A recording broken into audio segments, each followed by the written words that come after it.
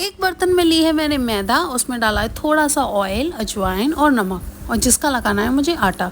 लेकिन मैं कर क्यों रही हूँ, क्योंकि आज फिर से बच गए हैं कल रात के चावल। कल रात को मैंने डिनर में चावल बनाए थे और भी चीज़ें बनाई थी, लेकिन चावल जो है वो बच गए थे। फिर मैंने सोचा मुझे इन्हें फेंकना नहीं चाहिए, सुबह तक ये परफेक्ट रहेंगे। मैंने उन्हें फ्रिज में रख दिया और फिर मेरे दिमाग में एक आइडिया आया, क्यों ना मैं एक चावल और राजमा को मिक्स करके टाको बनाया जाए। तो ये लग गई है मैदा। अब मैंने तैयारी करी है चटनी की, जिसमें मैंने हरा धनिया, लहसुन, टमाटर, हरी मिर्च और नमक मिर्च मसाला डाला है। साथ में एक डिप भी बनानी पड़ेगी। इस डिप के लिए मैंने डाला है थोड़ा सा मायो। अगर आप मायो नहीं डालते तो आप चीज़ स्प्रेड डाल सकते हो। उसके अलावा मैंने इसमें डाला है टोमेटो केचप और इसमें डाला है मैंने red chilli sauce. Red chilli sauce optional है, आपको नहीं पसंद है तो आप इसमें नॉर्मल चिली फ्लेक्स या नॉर्मल आप रेड चिली पाउडर डाल सकते हो उसके टेस्ट के लिए। और आपको इसे अच्छे से मिक्स करना है। मिक्स करने के बाद आप टेस्ट करके देखिए कि इसका टेस्ट जो है परफेक्ट आ रहा है कि नहीं। मैंने जब ट्राई किया तो थोड़ा चिली सॉस मुझे कम लगा, तो मैंने उसमें से थोड़ा और ऐड किया और उसे फिर से मिक्स किया, और इस बार ये बिल्कुल परफेक्ट बना था। इतनी तैयारी होने के बाद मैंने फिर से वो परात ली और उसमें रात के बचे हुए चावल जो हैं वो डाल दिए। और मैंने ओवरनाइट सोक किए थे राजमा, जिन्हें मैंने सुबह बॉईल किया था, वो मैंने डाले। फिर मैंने इसमें डाला हरा कटा हुआ मिर्च और प्याज। इसके अलावा मैंने इसमें डाला हरा धनिया और थोड़े से मैंने मसाले डाले, जैसे कि नमक और लाल मिर्च। और हाँ, इसमें आप नींबू ज़रूर डालिए, क्योंकि नींबू से इसका टेस्ट बहुत अच्छा आता है। आप बोलोगे अब मैं ऐसे नींबू क्यों निचोड़ रही हूँ? उसका रीज़न है कि इसके जो बीज है वो मेरे हाथ में रह गए और जूस जो है वो पूरा नीचे चला गया। आप चाहें तो नींबू निचोड़ने वाली जो मशीन है उसका यूज़ कर सकते हैं। मैं उसे कम यूज़ करती हूँ, क्योंकि उसमें नींबू अच्छे से स्क्वीज़ नहीं होता है। सारे मसाले पड़ गए हैं, नमक मिर्च। उसके बाद इसमें मैंने एक चीज़ और डाली है, और वो है भुना हुआ जीरे का पाउडर। जी हाँ, मैं हमेशा अपने घर में भुना हुआ जीरे का पाउडर रखती हूँ, क्योंकि वो बार बार किसी न किसी यूज़ में, कभी रायते में या किसी और चीज़ में यूज़ होता ही रहता है, जिसके मल्टीपल यूज़ हैं। आप भी स्टोर करके रखा करो। फिर मैंने सोचा कि आधा नींबू काम नहीं करेगा, क्योंकि इस फिलिंग मेरी थोड़ी ज़्यादा थी, तो मैंने उसमें आधा और नींबू डाला। तो एक नींबू मैंने पूरा डाला, और ये सब डालने के बाद मैंने बहुत अच्छे से इसको मैश कर लिया। मैश करने के बाद जो चावल थे वो अच्छे तरीके से टूट गए थे, और जो राजमा था वो भी बहुत अच्छी तरीके से एकदम बारीक हो गया था।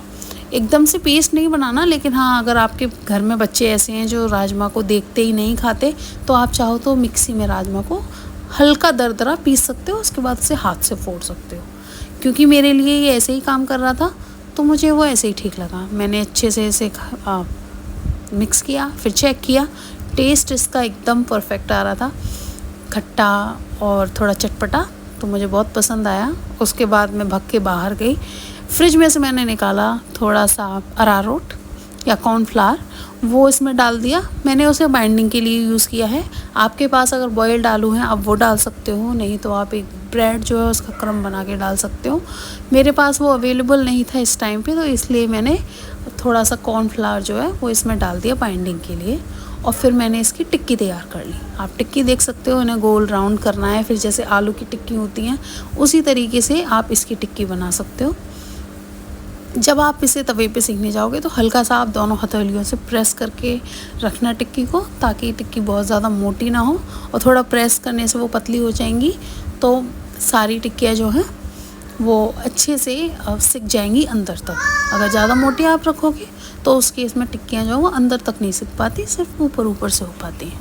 अब मैंने ले लिया है यहाँ पे तवा, और तवे को मैंने हल्का सा सीजन किया है। हल्का सा ऑयल स्प्रे कर लो या ऑयल हल्का सा उस पर लगा दो, सो दैट आपको जो टिक्की हैं वो चिपके ना। ऑल्दो ये नॉन स्टिक तवा है, आप लोहे के पे भी कर सकते हो, पर उसमें थोड़ा तेल की ज़्यादा ज़रूरत पड़ती है। सारी टिक्कियाँ मैंने एक एक करके रख दी हैं गैस के ऊपर, और ये धीमे धीमे से जो है वो पकना स्टार्ट हो गई हैं। अब मैं करूँगी एक रोल बनाने वाली हूँ मैं अपना जो मैदा है मैंने लगाया था, मैंने उसका एक रोटी जैसा बेल लिया, लेकिन रोटी से इसकी थिकनेस काफ़ी कम होती है, ये एकदम से पतला होता है।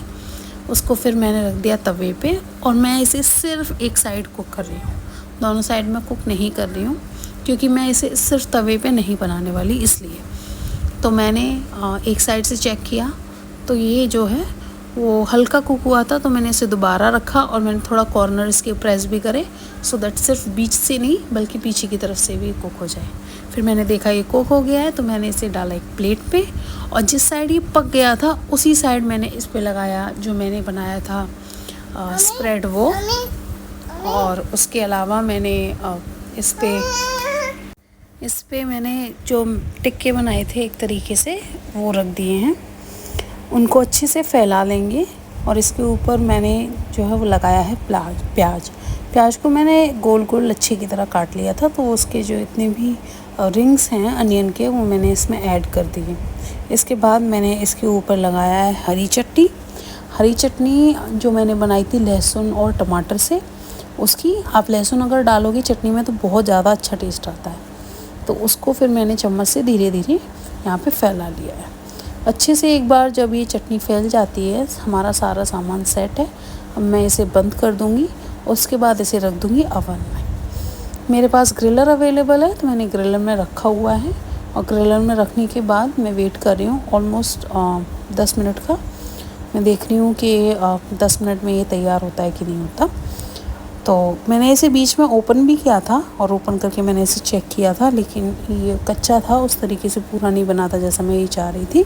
तो मैंने इसे दोबारा से बंद कर दिया और फिर उसके बाद मैंने इसे ऑलमोस्ट 12 मिनट बाद खोला। और जैसे ही मैंने इसे खोला ये बहुत ज़्यादा सुंदर लग रहा था और टेस्टी तो था ही, क्योंकि टिक्की में ही इतना ज़्यादा टेस्ट आ रहा था। तो मैंने इसे उठाया, ये एक टाको जैसा है कम्प्लीटली। आप इसे राजमा और चावल का टाको भी कह सकते हैं। तो खाओ पियो मज़े कर।